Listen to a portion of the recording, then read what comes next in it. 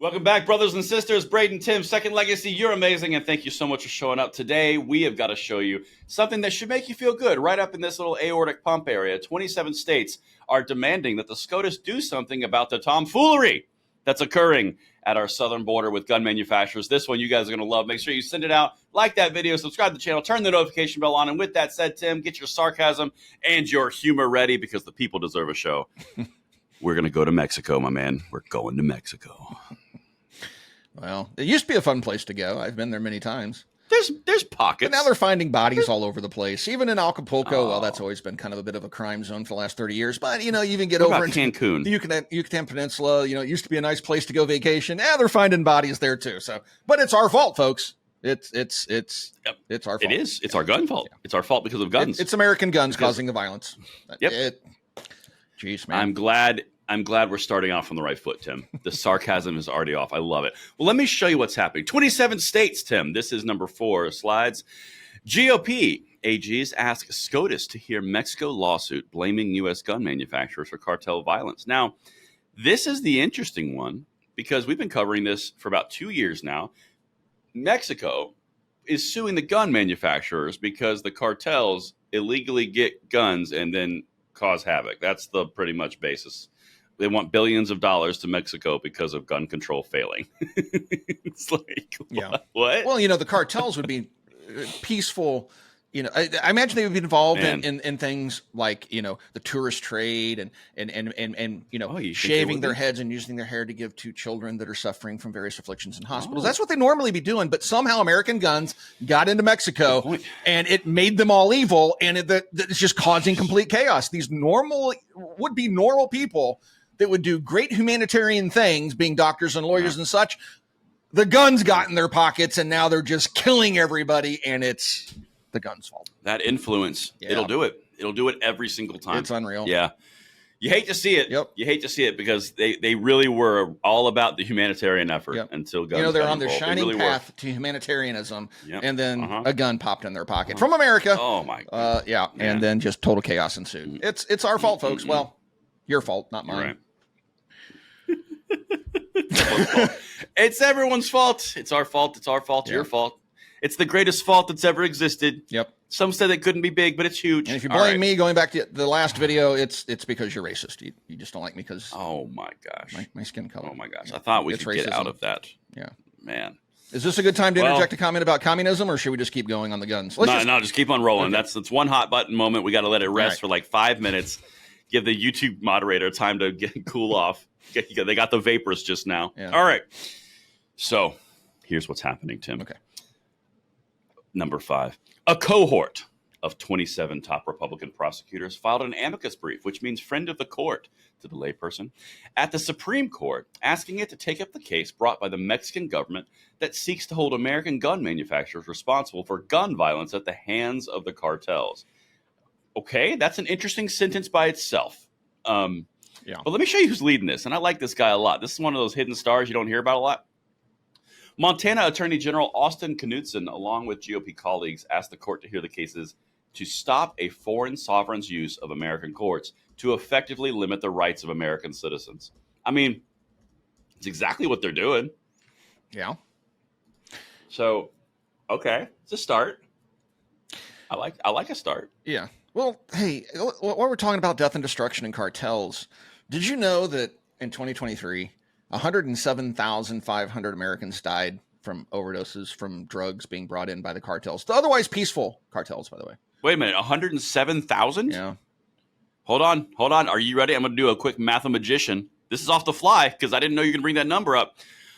The average of people that have died from any type of influence of a firearm in the United States is around 40 to 41,000 people per year, Tim. Yeah, and most of those, over half, are suicides. 57% are suicides. Yeah. So that means around, 18,000 people are killed by homicide roughly in the United States. So 18,000, 107,000. I'm not a mathematician, but it seems like cartel-funded violence via drugs is a bit of a problem. Well, it's American pharmaceutical companies that are to blame, kind of like the gun manufacturers. If it wasn't for Pfizer and those folks selling the precursor drugs and all that stuff to the cartels, who then manufactured into illegal drugs and bring them back into the United States with guns in their pockets, then it's the guns in the American pharmaceutical. So they all need to be sued and just give money to the cartels once they win their lawsuit, so they can go buy humanitarian aid for other people. They're not going to buy guns and drugs. They can right the ship. Yeah. No, it makes sense. Just give them some money. That makes total sense. Yeah. Just like they sue the gun manufacturers for creating guns, they could sue the drug manufacturers, the cartels. Racist. They're people of color. Nope. You wait. They're Latinx. No, oh my God, Latinx. Nice touch. No, you wait. Okay. You broke my sarcasm. That was really solid.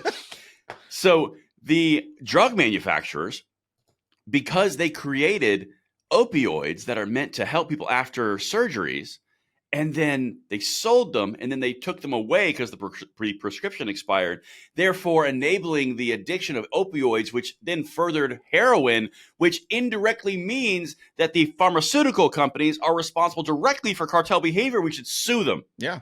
That works for guns, right? Yeah, absolutely. Perfect connection there.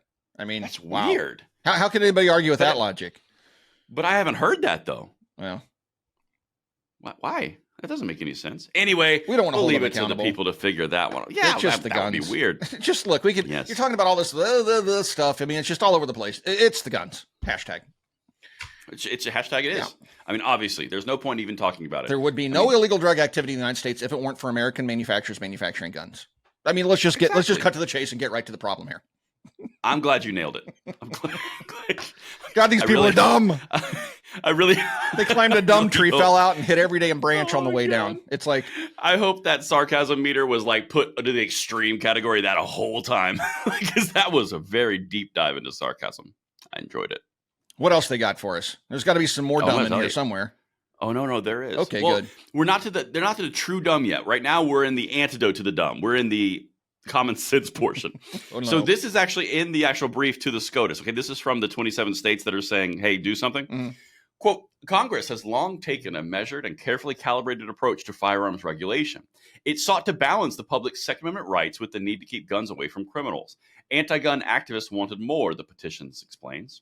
So they turned to the judiciary, their admitted goal to circumvent the political branches by turning the courts into regulators via creative legal theories and tenuous chains of causation. Even better, they know they didn't have to win. The mere threat of bankrupting judgment was sufficient, and if it wasn't, enough rolls of the dice would eventually land them an outlier victory they sought. Yeah. Well said. That's pretty much wrapping up the entire gun control argument in one paragraph. Yeah. That's exactly it. But that's the reason we want to cover this. We're starting to get to the point now where GOP officials are saying the exact same things that we're saying. Yep. Like, that is progress by itself, because before it was always very generic and broad statements. They're trying to take your guns and they can't infringe upon the Second Amendment rights, not while I'm in office. Well, now you're actually hearing GOP officials say with specificity, this is what they're doing. This is how we're going to stop them. Please act now. Right. I like that a lot. Yeah. Just saying. Well, Braden, the court's horribly unbalanced. And oh my God, the SCOTUS, you mean? Yeah, we need to pack the court. Oh. Just because anytime they get to bring it back into balance, even a 1-seat majority for conservatives, that's wildly unbalanced. It's out of balance. Yeah, it's only balanced when you have 2 or 3 seats majority for the commies, leftists. There it is. Yeah. Hey, look at you! Look at you sneaking it in. Don't you love that logic? You can't call it logic because it's got so much dumb and wrapped up in it. It's just it's logic. It's just failed logic. It's different. I don't know if you could call it logic. It's just these people are so unbelievable. They literally push for a single party state. They want to rig the system every way they possibly can, and the Supreme Court is the biggest thorn in their side right now. So they're heavily, yep. I mean, I saw calls again this morning on Twitter for people saying, we need to pack the court because Justice Alito had a J6 flag. No, that was a Revolutionary War flag. No, it's not at all, actually. It just happened to be upside down. Yeah. Because, we'd be in trouble. That one kind of dates back to the 1700s. But anyway, so it's just like, well, there's a justice flying a flag, and that racist one, with the white and red stripes and the blue field with the stars. Yeah, that racist flag. Well, there's a justice flying that, and we got to stack the court now. I mean, literally, that's what they're saying on Twitter this morning. And so, well, yeah, you have to have something to be outraged about, Tim. I know. Because do you not remember? They need the court to basically hold gun manufacturers accountable for the cartels in Mexico. Come on. Oh, it makes so much sense. But if there only wasn't something that was so pesky in number 7, which I'm about to show you, the bipartisan PLCAA. Bipartisan, Tim. Well, hold on a second. Lefties love saying the word bipartisan. Why are they so upset about it? PLCAA prohibits civil liability actions from being brought or continued against manufacturers, distributors, dealers, or importers of firearms or ammunition for damages, injunctive, or other relief resulting from the misuse of their products by others. Any questions? Why are we even here? Right. Which is why they're probably trying to get the SCOTUS to intervene in this stupidity and just say, can you just put this to bed, please? Because seriously. Correct. Well, and I love what he says here, too, because he openly basically says what you and I just said. You might think that would be the end of it, the AGs wrote, all 27 states. But the activists are at it again, trying to cram the same creative legal theories with even more tenuous chains of causation into the PLCAA's narrow exceptions, admittedly attempting to achieve through litigation what Congress rejected. Here, the activists even had Mexico sue American gun manufacturers for crime problems resulting from Mexico's policy choices. Dude, it's savage, and it's so right. Oh, come on now. It's so correct. Just not fair. Mexico's policy choices? Everybody knows it's the gun manufacturers' policy choices. No, listen, they go one step further. You want to hear more policy changes? This is the last thing I've got for you. Okay. Here's some policy for you, buddy. This is number 9. Mexico's proximate causation theory contains a glaring defect. Mexico is a sovereign nation. It controls its own borders. Mexico could simply close, indeed militarize, its border with the United States if it chose to do so. Doubtless, the closure would be painful, and Mexico has chosen to do otherwise. Indeed, Mexico has flung open its border and sought to extort billions of dollars from the United States to even attempt to manage the resulting chaos. Dude, wow. This is how far they've gone off the lunatic scale in D.C., especially the far leftists. Mexico sees a golden opportunity here to cash out. They know that we're so morbidly stupid, at least our leaders are, that they're just pushing this narrative. Like, watch this. I can just see them sitting around, having a good time hanging out at the Capitol in Mexico City, and like, hey, watch this one. I got a great idea. We're going to stick it to those gringos up north, man. Watch this one. It's like, we're gonna sue the gun manufacturers for cartel drugs and violence in their own court. Yeah, and it's just, we're such idiots. I mean, I wonder, back in Roman times before they fell, did they go off the spectrum of stupidity like we have? I mean, no, they absolutely did. They absolutely did. They had inflationary policies. They devalued their currency. They overspent, and they went into massive amounts of debt. They had cultural and ethical collapse. They turned on their military, kept them out of the city limits because they were scared of them.